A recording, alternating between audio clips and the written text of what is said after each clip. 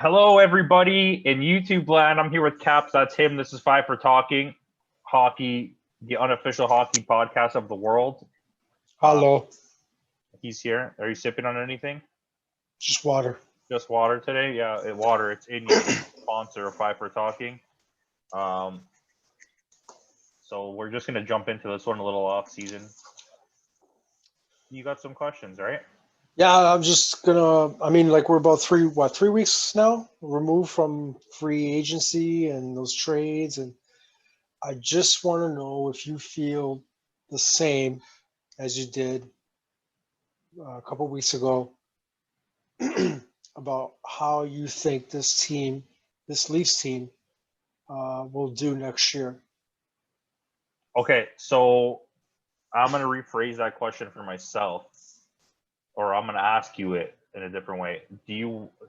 Specifically, how do I think this Leafs team is gonna do? Mm-hmm. I think that the team that they've built, like I said before, now especially since they got Mikheyev and Dermott back, and they got Hutchison. Like, I know he's not good, but he's on the farm team. Why not have a backup goalie just in case? He played already in the playoffs. That's because of the team in front of them. I think this is the best team that they've ever had in the history of the Toronto Maple Leafs, barring like a couple of those insane 1960s team where they were like by far the best team in the NHL, but there was only 6 teams, so it was easier to have more good players. I mean, you can argue about the 2000s teams. That's fair. I would accept that argument. And you can argue about the early 90s teams, which is also fair. I will accept that argument. But as far as skill, defensive ability on paper, we'll say it like that. On paper, the little bit of grit they have, the veterans that they have on the team, the goaltending. I mean, this doesn't get. It's going to be hard to get better than this unless they were able to pull off Pietrangelo instead of Brody and like one of the other defensemen.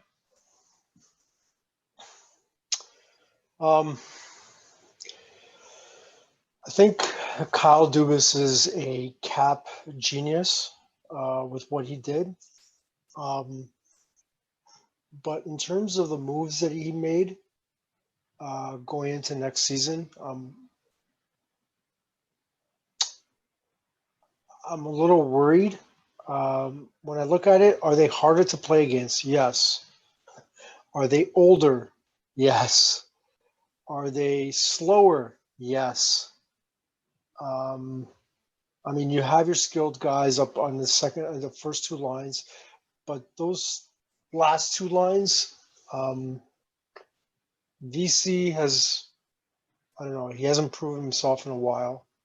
Thornton, let's just face it, he's 41 years old, and it's going to be hard for me to watch him carry the puck through the neutral zone in a very slow fashion. You have Spezza on the 4th line. I'm going to assume that Thornton's going to be on the 3rd.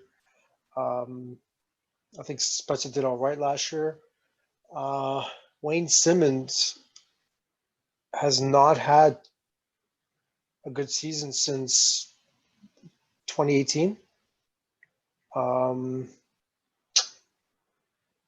I'm just not sure.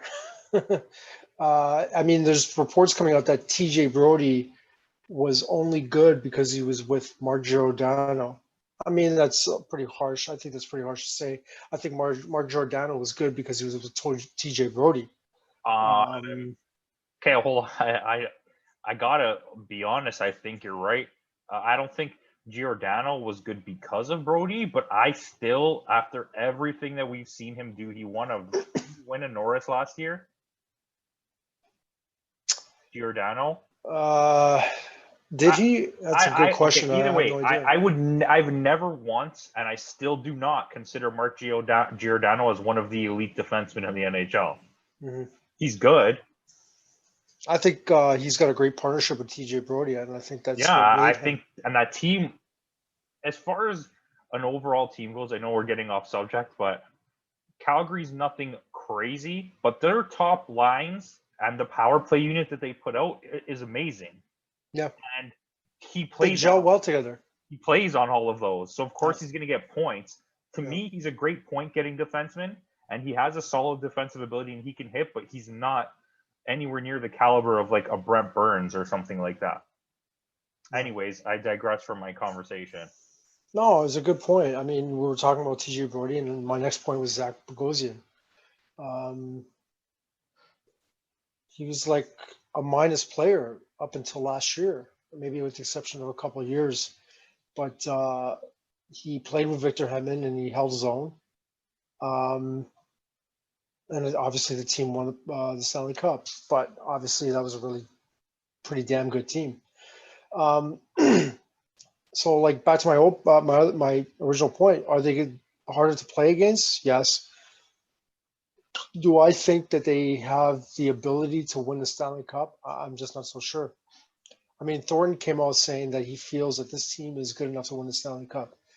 I think he needs to worry about this team winning a round first before getting to that place. This is how I feel. Can he give them that though? Can he bring what they need in terms of creating a team out of these players? Because there's the thing that I noticed that they did the best in this offseason, including TJ Brody,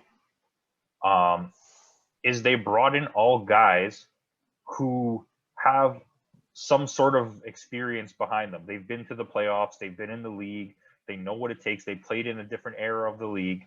And whether or not we want to believe that they're captain worthy or true leaders, I think the combination of all of them together is going to bring something to maybe spark these young kids to like play together. Yeah, I think that was the original plan, was to change the identity of this team and bring in some experience and players that will be able to stick up for their teammates, and that's exactly why they brought in Joe Thornton and Wade Simmons, in my mind. And they did it behind the bench too. Yes. And so I think all around you did well. And who did they sign? Who was the backup goalie they signed? For the Toronto Maple Leafs, or for Not Aaron, Hutchinson, the other guy. Aaron Dell? Aaron Dell comes from San Jose, San Jose's most of their run was based on a team playing as a team. So at least he's experienced that. And I know it's a goalie, it's a backup goalie, but but I don't think anybody's going to take Campbell's job as a backup. Yeah, but either way, Campbell's another guy that brings a little bit of experience. Wasn't Campbell there when they won the cup? For LA? Yeah. It's a good question. I'm not sure, but either way, I don't care. I know that Campbell had a very good save percentage when the LA Kings sucked a couple of years ago, and I don't know. I'm just not so sure. I think that they made, like, it's hard. I'm not gonna sit here like, you know me. I'm the so opposite of a homer. I'll never be like, oh, the Leafs. I think in the Eastern Conference, the way it is now, the way everybody got jumbled up, like some teams did make good moves, but a lot of really good players went to bad teams, and a lot of teams that were on the cusp of like the 6 to like 10 playoff spots, like, or ranking spots, lost a lot of players.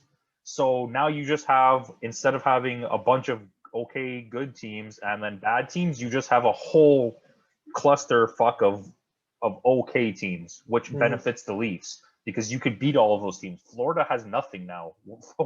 Florida blew all that money to sign the goalie from Columbus, who I don't know why I can't remember names right now. Bobrovsky, and then they if they don't sign Hoffman back, they don't have anything. There's no, they lost Dadonov. Like, there's so much like movement. We'll stick with the Leafs here for a bit, but it's fine. It's all right. I think as far as the Eastern Conference goes, if Chara, whether or not Chara comes back, he's not really a factor in the same way that you would say Joel Thornton is not like a super factor. They lost Torrey Krug. I don't feel like they all only got older. Yes, and what they're I think the Leafs have a shot. Tampa Bay is the only like real. I mean, Pittsburgh's never that bad, and Washington will be decent.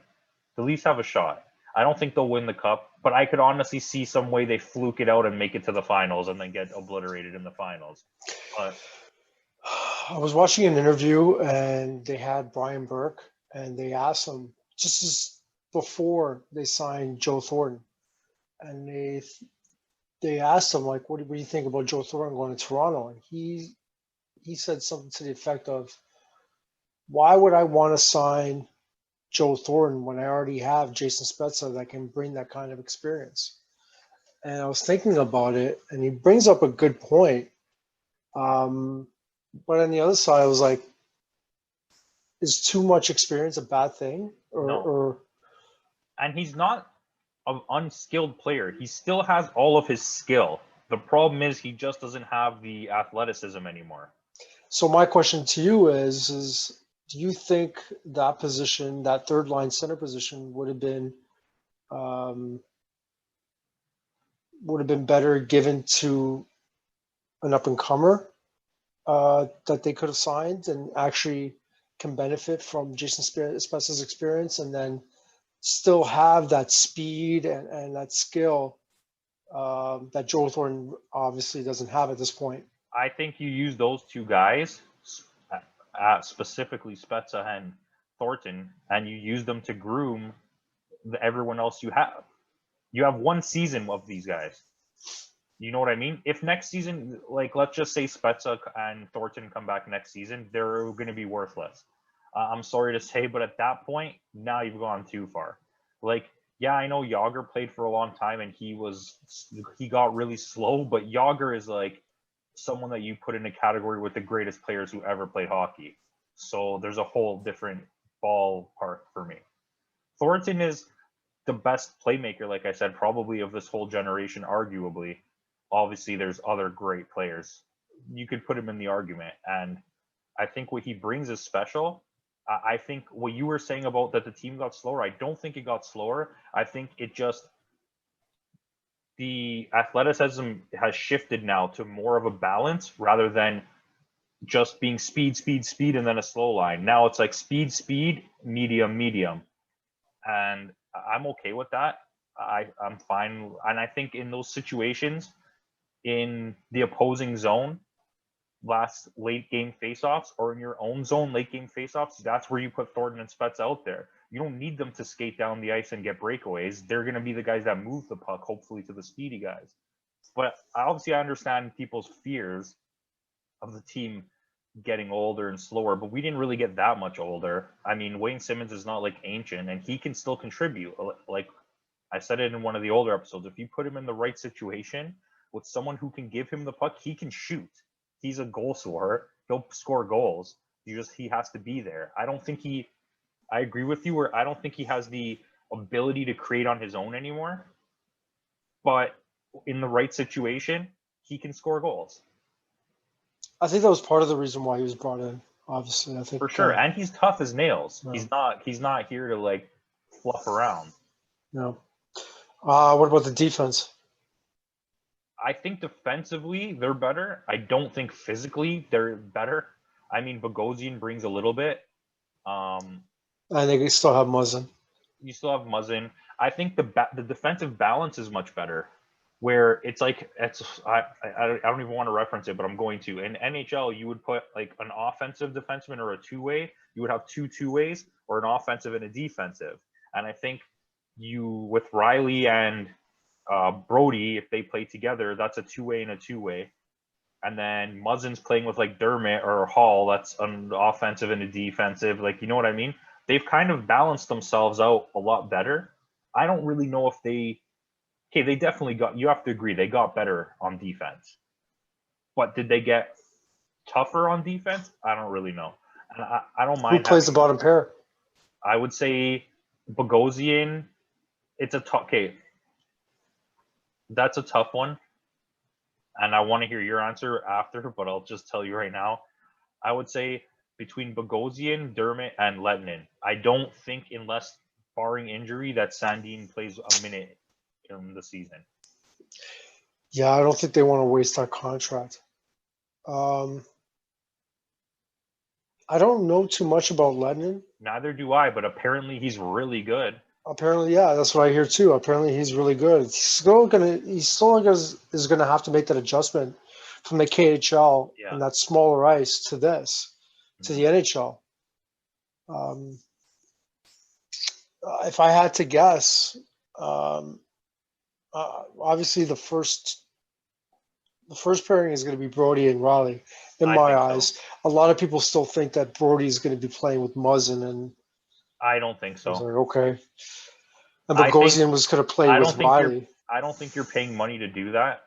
Yeah, The only other option for me is Muzzin and Riley. It's either Riley and Brody or Muzzin and Riley. yeah. But I think we can agree that it's going to be Brody and Riley on the first pair. Second pair, based on how they played last year, I thought Hall and Muzzin played well together. And everyone keeps saying that. You mentioned that on one episode, and I looked it up, and every single website that like makes predicting lines has them playing together on the second line. Yeah, but once Muzzin went down, Hall kind of declined in his play. I don't think Hall is that good, honestly. Yeah, It's weird to say overrated because nobody rates him realistically. he's only getting paid what, 1, 2? I think 2. Yeah, he's not like, no disrespect. I don't think he's bad, but he's not like a good defenseman. He's a fine. He's on any other team. He's a third line defenseman. Yeah, I look at him too. He's pretty big in stature, and I wish he can throw his weight around a little bit. Maybe that's what he's gonna learn to do. Maybe by partnering up with Muzzin. I hope he does that next year.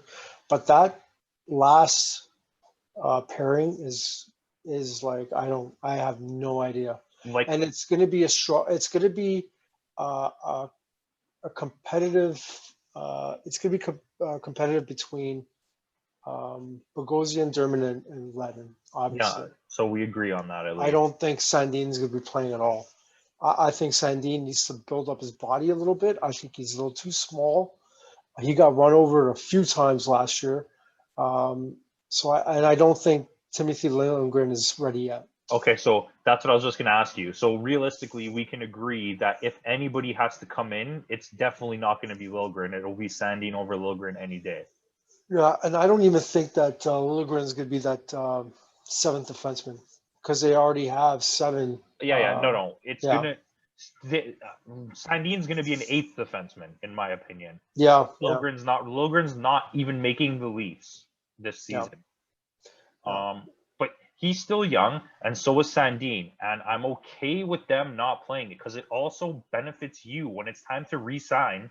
These guys have no value, and that sounds really bad, and I don't mean that to sound like you're worthless, but you have not gained any value. No one's going to throw a $5 million contract at Sandin when his contract's up. He's going to get paid $2.5 million for a bridge contract, and Liljegren's probably going to get less. Yeah. And like you said about Lettinen, it's weird. Like, everything I hear about him is like, this guy's amazing. He's so good. Apparently, his contract that he took with the Leafs is like so undervalued that it's crazy. He should have got millions of dollars more than what he got. So that's like, so that, and that like, I don't want to say that I heard that somewhere, but that's just like bits and pieces of listening to podcasts and stuff, picking it up. That's what everyone's saying, that he's. I've heard that too. And that, I mean, let's see, right? Because we thought that about Zaitsev, and we thought that about the other guy. Who was the other guy that we brought? The other Russian guy, Ozhiganov. Oh yeah. And then and then I know they were rookies, but then you had those 2 Swedish guys. Oh yeah, Calle Rosen and whoever the other guy was, and they both turned out to be busts. Can't remember the other one, but yeah, I remember the other one being very, very physical. Threw his weight around, which I really, really liked. But yeah, I think he got traded somewhere last year, and I can't remember where he went. So how do you feel the last two lines are going to round out? How do you think they're going to look? I think for offense,